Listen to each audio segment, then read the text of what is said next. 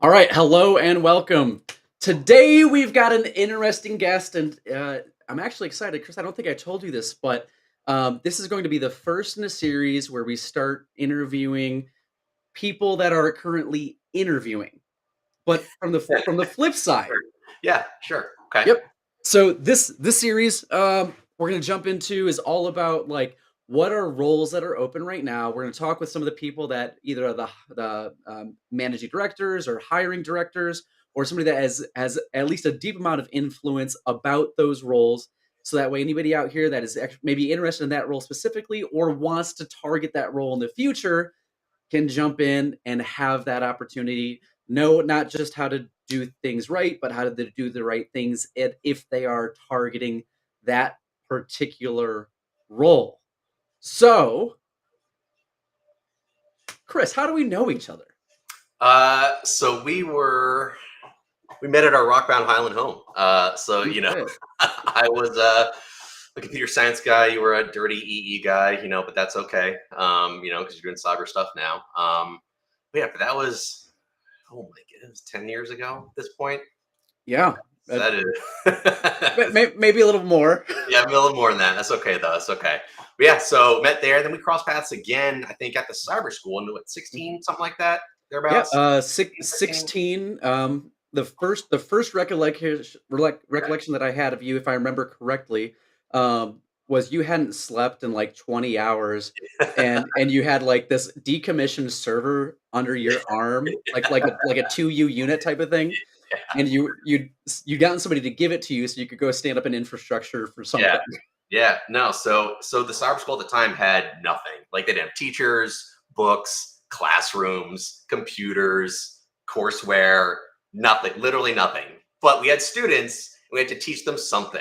And so we just like randomly scrounged up whatever we could find, like came up with like what we teach, like on the fly. It was quite a time to be alive. But that system's matured substantially, and now it's got like multi-million dollar, got a legion of contractors maintaining it, still going strong. So what started off as random servers on a desk is No, now a huge thing. Yeah.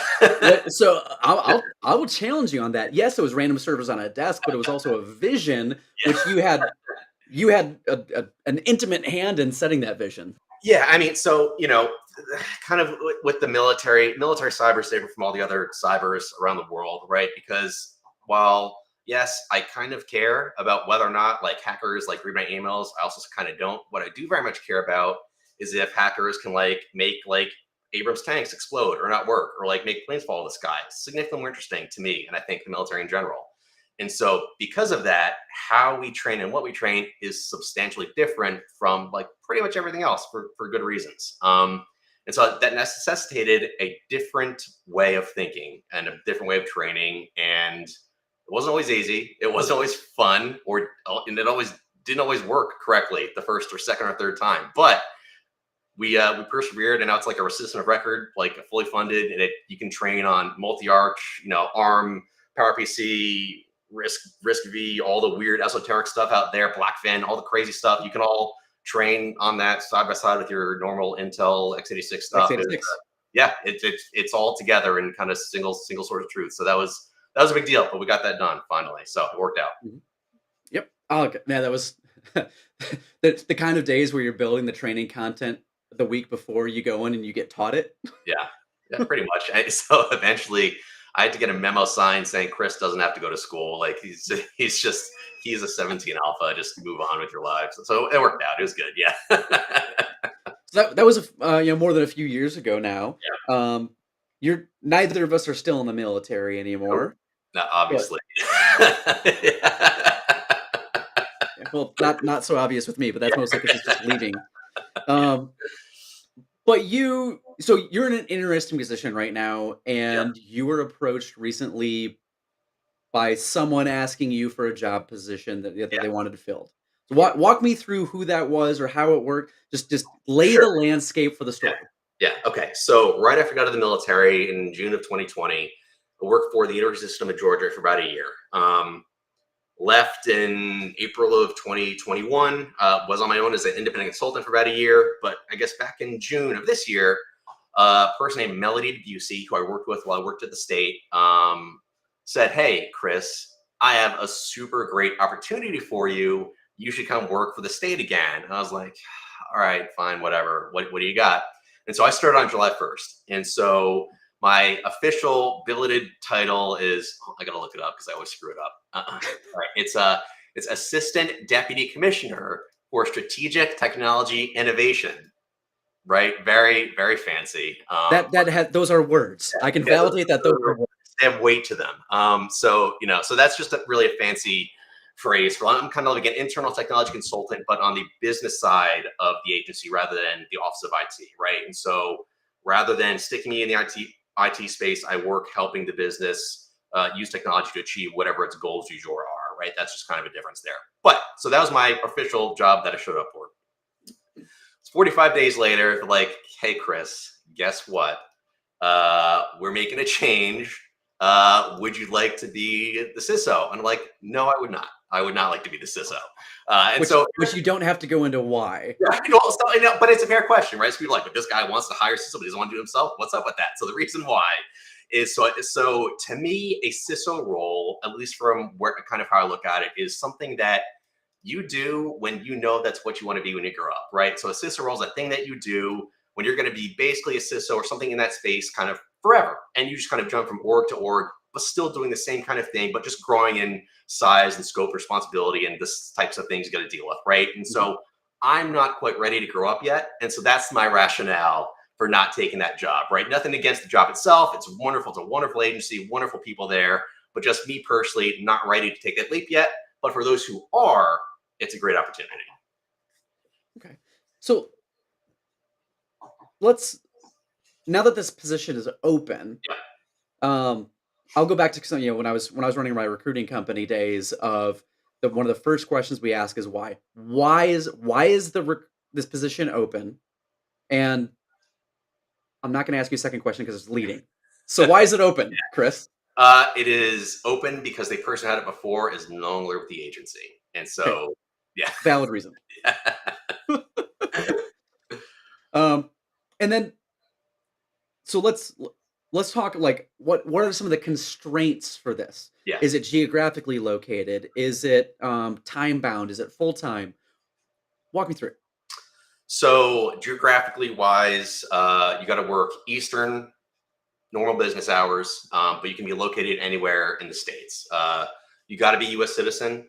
You have to go through a background check, and there are specific crimes that are specifically disallowed lifetime wise, because we deal with child endangerment, child welfare, child support. And I don't know what they're off the top of my head, but like you'll go through and it'll tell you right up front, like if you got arrested for this, you're not allowed. And pretty straightforward. Pretty much if you're not a felon, you'll probably be okay. Again, fully remote, normal business hours, 9 to 5 Eastern. Sometimes just because of the level the position's at, like you're a senior in the organization, you'll get phone calls at night or on weekends because the agency is a 24/7 agency, because we serve constituents all day long and all night long. Stuff might come up, but it's not frequent. I will say that. But again, normal business hours, 9 to 5. Okay. And given that this is a CISO role Yeah. and the general lifetime of a CISO, depending on whom you ask or which industry standard we're looking at, we'll say is about 20 months. Yeah. How long would you expect somebody to be in this role just for, like, as you mentioned, people will move on to another CISO role? Yeah. So I will say it is entirely up to you, right? So the person who had this previously was here for about 6 years, I think, thereabouts. And I think that's actually when the position was formally established. So that's kind of the benchmark right now for that. What I will say is that it's not going to pay as well as a comparable private sector gig, right? So we're a state agency. You're not going to be broke, but I'd say comp kind of starts. You start negotiating right around 150. Is probably about where you're looking at. Benefits are good. No complaints there. But again, you can do better in the private sector. That's not a secret or a surprise. So what I will say, though, is that you'll get the opportunity to work with many federal regulators, right? So IRS, CMS, SSA, like all the alphabet soup, because they have a hand in all the different business units and regulations that we got to abide by, right? So that is going to really juice your resume. well beyond what you're going to get in most private sector companies. And so I'd say for most people who are, looking for the next thing, this is a great step up to get exposure to stuff that you're not going to get in other parts of kind of the industry. So it's a great kind of launchpad, I guess, to bigger things. Launchpad is actually the word that I was going to use as you're talking about that in order to reframe. Yeah, yeah. So this is potentially one of those roles for somebody that does have a CISO as a terminal job position, potentially, Yep, yep, that can take them from like a director flip up and yep, then become a CISO. yep, yeah, exactly. Prove yourself. Right. So someone who's been doing the security policy stuff, has run a team. So the team's about 16. Well, so we got 16 billets. About 11 are filled right now in the security team. So we got 5 openings. I'd say it's a good place to take it to the next level if that's what you want to do with your career. Fantastic. When that kind of leads me into my next question is, Yeah.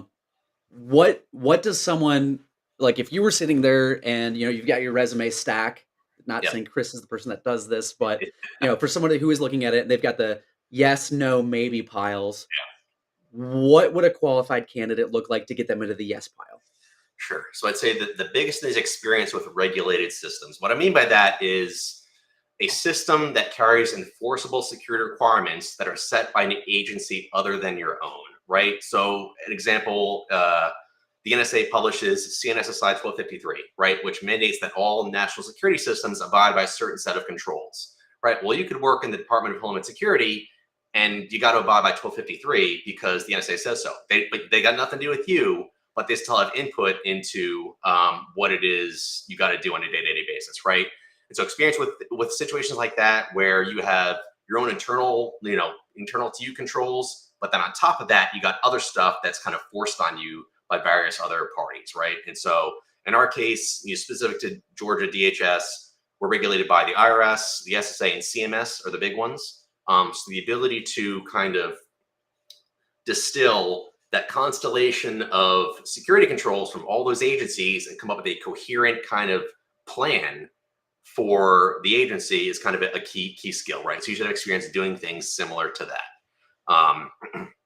Other thing is a get me to yes attitude, right? And so I'm sure you've heard this before, right? So military, very common, but it's just as applicable here because it's really easy to say, you know what, most secure thing to do is just ban everything, deny everything, like no one can use any application ever, like you got to use smoke signals. Like we're secure if we don't use the system. Exactly. Yeah. So that's the easy answer, right? But the reality is because of the nature of our mission, and so I guess I'll kind of pivot here to kind of explain who we are and what we do, right?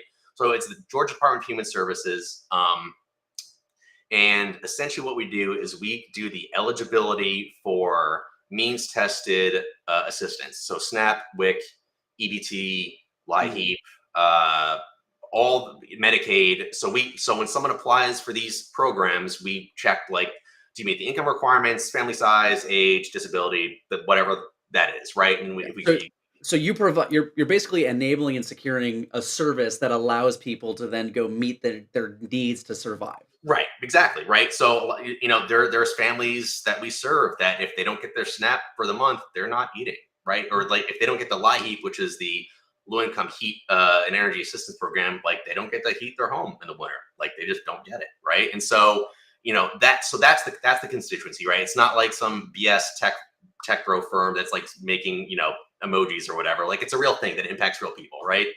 And so we can't afford to just like, yeah, you know what, I'm not gonna do that. Like we're just gonna ban all the stuff. Like no, we can't do that. It's not a luxury we have, right? And so you have to take what the business needs, whatever requirements they have, and you got to figure out how to do it as securely as possible, understanding time constraints and all that other stuff, right? And so kind of an example, we have a major system that is kind of like the centerpiece of our online presence, right? Where our constituents log in, they check the status of their applications, they can, appeal denial notices, whatever the case may be. And so the question came up, says, hey, what if we enable 2FA for the constituents on our portal? And so workers and providers have 2FA automatically, but the constituents don't as of right now. They just log in with a name and password. And it's like, oh, you know what? That's more secure. We should definitely do that. I'm like, whoa, guys, hold on. So keep in mind, we have constituents who are homeless, who don't have phones or computers. They go to they have to go to the library to even log in and check their stuff. Like if we enable 2FA, we're basically locking out a not small number of people from getting services, which we cannot do. So we will not be doing 2FA because one, our offers marginal improvement in security for our constituents at this point in time. Are you applying common sense, Chris? That is the thing that we have to do here. That is a thing that we have to do. So, in on paper, 2FA sounds great, but when you have to look at your actual business use case, you realize that for us, it just doesn't make sense for our constituents. Like the agile fundamental of get to know your users. Right, exactly. Right. So for the workers and the providers who, of course, will enable it because they're give government issued laptops, phones, all the stuff you need to make 2FA work. But our constituents, we cannot make that assumption. Right. And so we killed that, and we're going to continue on sans 2FA for our constituents, and we'll be just fine. So kind of that ability to get me to yes, super key. The last thing is you got to do computers good, right? And so a lot of times we'll see security policy people who know a ton about like security controls and RMF, ROV5, and like how to like find out like how to best apply the control and show evidence to your regulator or whatever, but like they can't tell you like what it is they're doing. Like what the okay. Like, you're showing me that like contractors don't have access to this regulated taxpayer data, right? Prove it. Like, how do we know that this is the case? Like, well, the policy says it does. I'm like, all right, cool. But how do we know at the end of the day? And so the ability, and you don't have to be the smartest person in the room, but you got to be aware enough of the technology where you can call BS where necessary and really pull the thread on things that don't seem right. I will say that we're on a huge kind of transparency drive right now. And so for better or for worse, if you ask me, what software is installed on, your 8,000 different computers you have control over in the agency, I could tell you. It's not good. That's not good. I mean, but yet. And so we're going towards, reproducibility, transparency, accountability, auditability, all that stuff. And we're looking someone to continue that journey that I'm starting here right now. And so, understanding the tech that makes all that stuff possible is going to be a key requirement. So it sounds like there's a couple different parts of this. It sounds like, well, I guess I could just people, process, and product. Yeah, right. so along those lines, like the candidates for this particular open job role, and we had a question from Derek that came in and is, are we advertising your current job opening? Yes, we are. Yep. Yes, we are. It's a CISO role. Yep. And so a candidate that would need to look good, or that would look good for this, is somebody that has experience with a lot of different compliance frameworks, has maybe not a full-on SME level of tech-driven engineering background, but at least as like maybe about a mid-level. Yeah, that's someone that can understand what it is their engineering team is saying to them, and it can take action based on that information. Yep. I'm going to infer a little bit of project management, or at least stakeholder engagement. Probably a lot more stakeholder engagement. Yeah. So communicating with the business and kind of translating business requirements into like action items is going to be key. Because again, you can't just like throw up your hands like we're not doing anything. Like it's not an option, right? So you got to be able to get them to a workable, as secure as possible state. So that's part of that pivot then, as this position as a launch pad to something else, because that's exactly what our private sector partners are looking for right now. Yeah, absolutely. So a little bit of tech, a lot of, I say, process or process negotiations, stakeholder engagement, identifying the actual needs, not just what is said. So Toyota 5Y type of thing. In order to get there. So probably somebody at like a director role. Let's talk about the military transition piece right now. Sure. For somebody like, if you, again, I keep the royal you. Yeah. If you're looking at somebody directly transitioning out of the military, we'll say, what would you be looking for somebody that? So someone, 17 or 25 series, kind of the easy answer, right? 255s, that kind of stuff. For officers, I'd say probably like the 04, 05 level, kind of somewhere is probably the sweet spot of kind of minimum experience I'd be looking at. Warrants probably, W4, W5 type level. Enlisted folks probably, E8, E9, somewhere in there. Someone that has a good bit of experience in kind of in the weeds. Team lead for like a CPT would probably be good, NCPT better. Stuff at the national level that has more things to worry about and care about. Kind of would kind of juice up your resume a little bit. Like switching from the project to program Yeah, management right. level, and then Yeah, also the stakeholder engagement yeah, piece. yeah, exactly. Right. So the more plates you got to balance, the better it's going to look, right? Because at the end of the day, that's pretty much what all this is. It's cat herding, and you just got more and more cats at the end of the day. That's really it. Okay.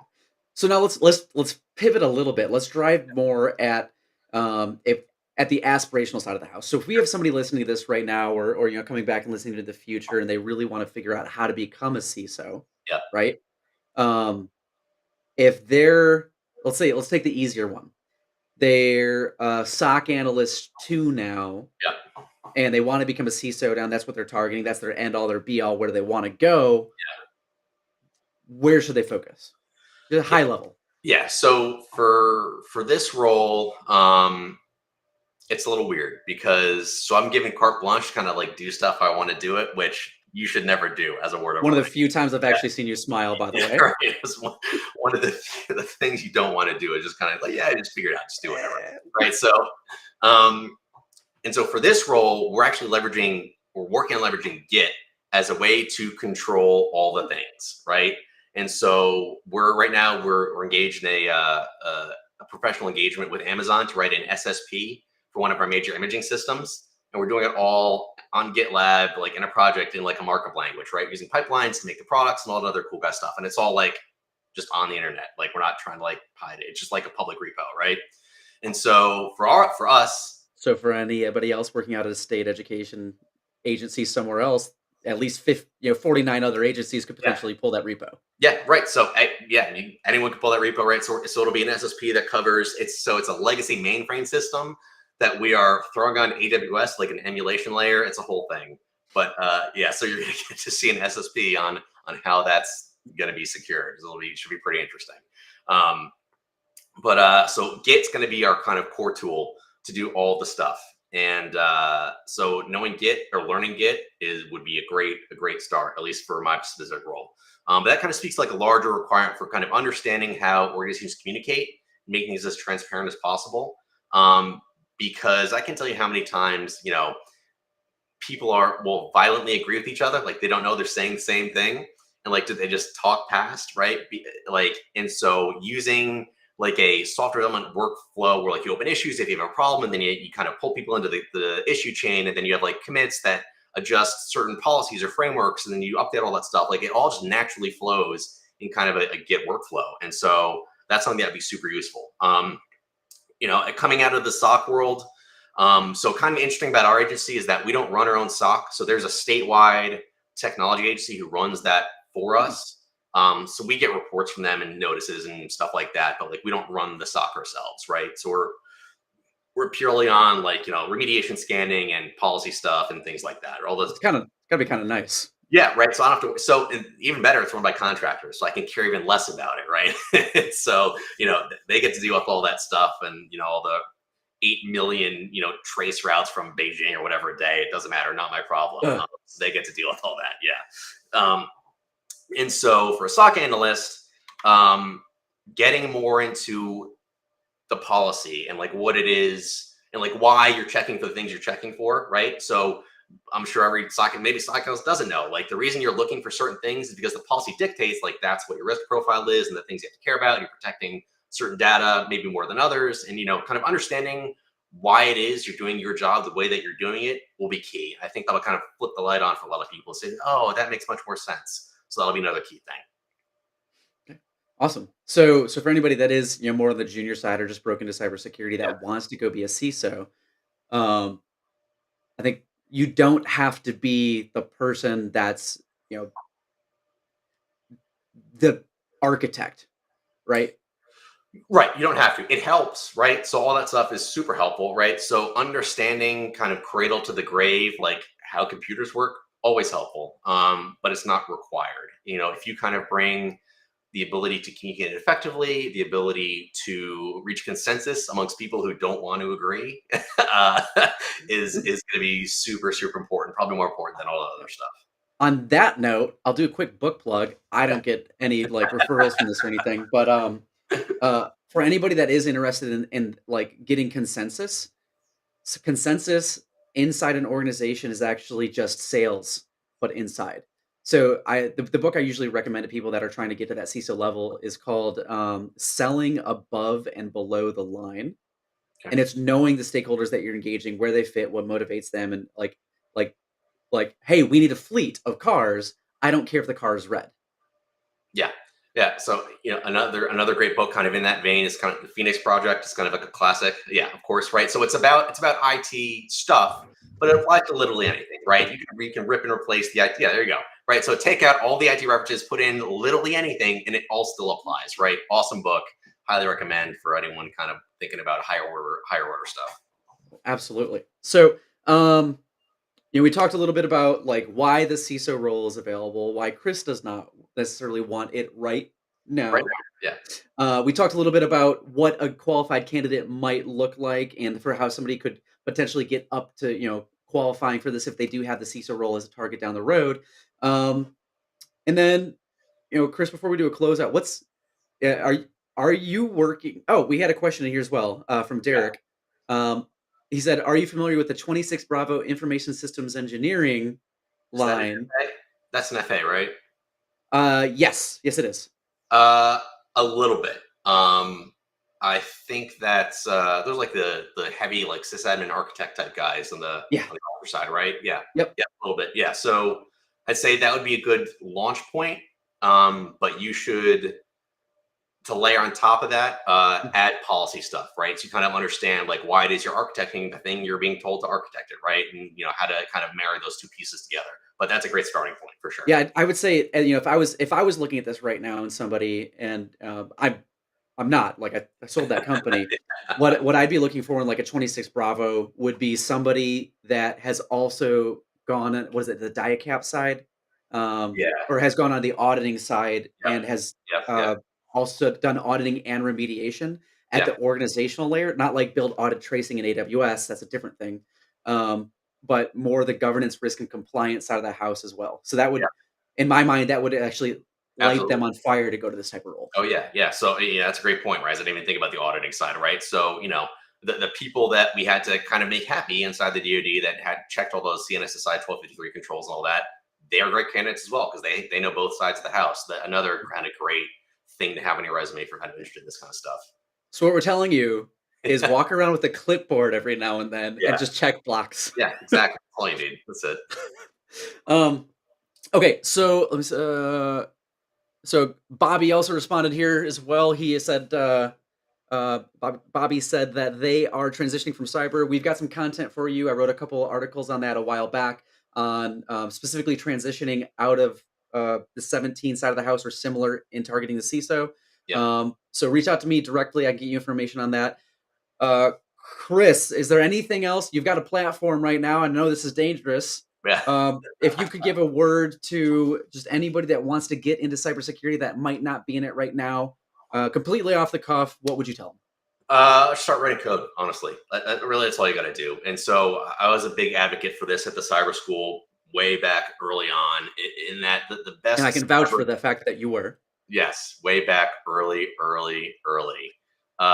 So the best thing you can do is start at the very bottom, right? So understanding how computers work fundamentally, getting some electrical engineering experience, knowing how the bits flow across the wire and all like the XORs and ORs and all the ANDs and all that other stuff, the Boolean logic, all that. That's key because once you kind of build your knowledge based on the basics and the fundamentals and go all the way up the stack to more complex stuff, you're going to be able to do pretty much anything. So what I would caution people against is jumping into like random certs without any real context, right? And so certs are great as a tool to meet regulatory requirements. They're great as a tool to prove that you know very specific things to a very specific extent. They are not good as a tool to go from 0 to 60, right? And so avoid them now, get them later in your career, and really just focus on writing code, hacking away at stuff, that kind of thing. And so I'll close that out with that response was targeted to somebody that's very early career. If Yep. you're trying to get into this later in your career, there's many different talk tracks on that. And what I like to say on certs is certs help you validate knowledge and maybe some skills, but they don't help you validate abilities. Right. And it's that third piece, that ability, that is going to be the thing that actually drives revenue for the company, whoever hires you. Now, if Right. you're in a position where you just got to check the box so you can get a job, do that, Right. um, by all means. So, um, for anybody that is interested in applying to the CISO role, Chris, Yeah. is there a link? Yeah, you can email me. So, okay, so the way this specific job works is right. This is called a direct appointment, where basically the commissioner just goes, "You are now my CISO," and then that's it, right? And so there's obviously due diligence, like behind the scenes, like before that happens, and we'll review your resumes and talk internally and all that stuff. What you can do is email me, and hold on, can I type stuff in the chat somewhere? Should be able to. I think it's not posting to everything right now, so it should post to. We're on live on Twitter, YouTube, and LinkedIn. And if you put the chat down here, it'll go to two of the three. So there you go. All right, cool. So email me your resume, your LinkedIn, if you have a GitHub, you have some code you want to show, all that stuff. And yeah, cool. And then we'll talk and we'll see if it's a good fit. Again, so there's no like rapid fill time frame. We need this immediately type thing. I'll wear two hats for as long as I have to. Because we want to get the right fit, right? So we have a lot of things we want to get done, and we just want to make sure that the person has a good culture fit on top of all the other stuff. Mhm. Because in the end, this role is about actually helping people. Right. And at the end of the day, it's making sure that the 3 million constituents we have, don't have their tax data leaked, or their medical data leaked, which that's key. So absolutely. It's frowned upon. Yeah. Yeah. Frowned upon. We'll say it's frowned Yeah. upon. All right, so I got the link to that email. I will go through and I will also add it on LinkedIn. I'll make sure it went over to Discord, not Discord, on Twitter as well. So anybody, if you are interested in this role, reach out. And part of the reason that I do things like this is to help build the community, is to help the community, is to make sure that we have the right people in the right places. And especially with what we're looking at right here with this role, there's a really strong mission focus, which I like. And so this is part of how I give back to the community. This is how guys like Chris help build the community as well, because a lot of us have a hard, in a good way, have a hard time taking off that mission hat and being mission focused, and going out and helping people that probably deserve to be helped, at least in some way. So go ahead, reach out, and if you know of any other cool or interesting job roles that are being open available right now, let me know. If I can make time to help out the community to bring somebody on to talk about them, I will. If you have any questions for Chris that you're not quite sure if you want to reach out directly, put them in the comments below. We'll try to filter those back and forth, and hopefully one of you watching will apply, get picked up, culture fit, ability, knowledge, and skills to go drive some security for some people that could use it. Any closing thoughts, Chris? No, Mr. Summerall, this has been wonderful. Thank you so much for the opportunity to talk. Absolutely. You know what? I forgot our disclaimer. So all Oh, thoughts yeah. are our own. They do not necessarily represent the people, and none of them have anything to do with any security clearances that we may currently have or previously may have had. Yeah. All Thank that. you, everybody. Have a wonderful day. Happy day. We'll talk to you on the next one, which I'll put out a schedule at some point. Bye. All right. Thanks, sir. Take it easy.